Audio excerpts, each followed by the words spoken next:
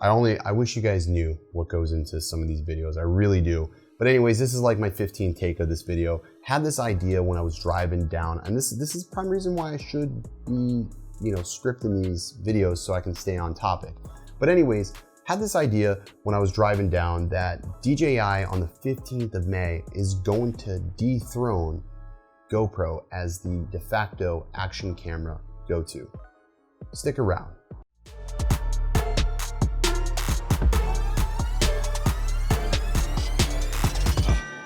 What's up? Welcome back, everybody. My name is Original Dobo, a very tired Original Dobo. I'm traveling this week, but I thought I would, put this video out before the May 15th event. Obviously, we're going to see an action camera. I think that this thing is leaked harder than a kitchen faucet in the Bronx by this point, and we've seen renders, and people obviously have it in their hands. I mean, seriously, like people are posting teaser videos about it. I don't care because I'm gonna buy one anyways, and I'm actually gonna go freaking skydiving or diving or something. I'm actually going to put an action camera to action, so it doesn't matter to me. So cool. Anyways, wouldn't it be interesting if DJI knocked GoPro out of that top spot for the action camera segment? We saw GoPro try their round as a drone manufacturer and failed pretty much quite miserably. Now, maybe there are some countless Karma fans out there, but I mean, it was just sort of ironic. They named it Karma and it failed, so that's Karma. But anyways, they are the #1 action camera. Hands down, by far. The Hero 7 Black is a pretty amazing product. I've had it for a couple of months now. I've not done a video on it because I think it's pretty played out at this point, but it has world-class in-body stabilization via software, and it's probably some of the craziest stabilization I've ever seen. But I was starting to think to myself, like, who better than DJI to sort of take this throne from GoPro, right? I mean, GoPro's had some challengers like Ycam, but nobody really prominent. And DJI is already doing a lot of things right. Like if we look at the Osmo Pocket, for instance, this little camera has some of the best low light performance of any little camera, and really of any camera I've ever tried. Very low noise, and the color profiles that it does offer is pretty impressive.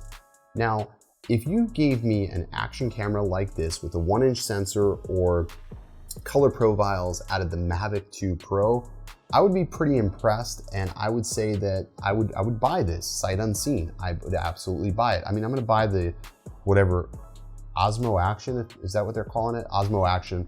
I'm gonna buy it sight unseen. I don't care. I want it that badly because I don't use this, and I'm already invested in the DJI ecosystem. Now, I don't really consider myself a fanboy because I give DJI a lot of shit. Like among all the reviewers, I would say I go at them pretty hard. You can take that to the bank.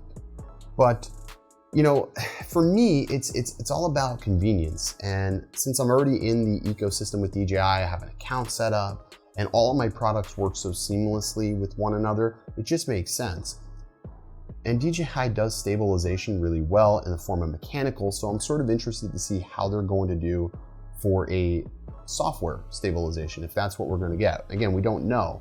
And I think the reality is that DJI does not have to reinvent the GoPro. We don't need something wildly different. We just need something or somebody to do it better than GoPro, because this design hasn't really changed too terribly much since like the Hero 4, if you really think about it.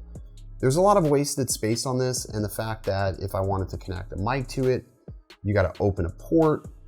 There's ways to make things waterproof, and there's ways to make things work without having to do all that. And I think DJI can pull it off. And if you think about it, they already have some of the best cameras on the market. If you look at the Mavic's images, or any of the Mavic or Phantom's images, they look really well. And the color science really isn't that bad. Now, I've not really been impressed with GoPro. I feel like it either always blows out the highlights or just crushes the blacks or over sharpens. So I think this is a good chance for DJI to just knock them off their throne, do it better, do it well, and make a big impact. Now, obviously the big question will be is how much, and I'm pretty sure that we're aiming at prices that are definitely gonna compete with GoPro or be right on par. But I think for a lot of people, they're gonna wonder why. why should I go DJI over GoPro? And I think the reality is that ecosystem. I keep going back to that. They have got a very Apple-esque ecosystem that they've built that sort of traps consumers. And it's sort of magical. Sort of magical. I know I sound like a fanboy. I really do sound like a fanboy right there. But I swear, I'm not. But it's just magic. And I'm excited. And I think that if they do this product well and do it right, it's going to knock them off their throne. And GoPro should start panicking on April 15th, because if this thing is anything that we think it will be, they're in trouble. Maybe they should have sold themselves to Yi. I don't know. Anyways, let me know what you guys think in the comments down below. Let me know, are you willing to risk your hard-earned money on a product sight unseen? I'd love to know, because I base a lot of my decisions on conversations we have. Anyways, I am Game of Thrones tonight, ironically. Stay original.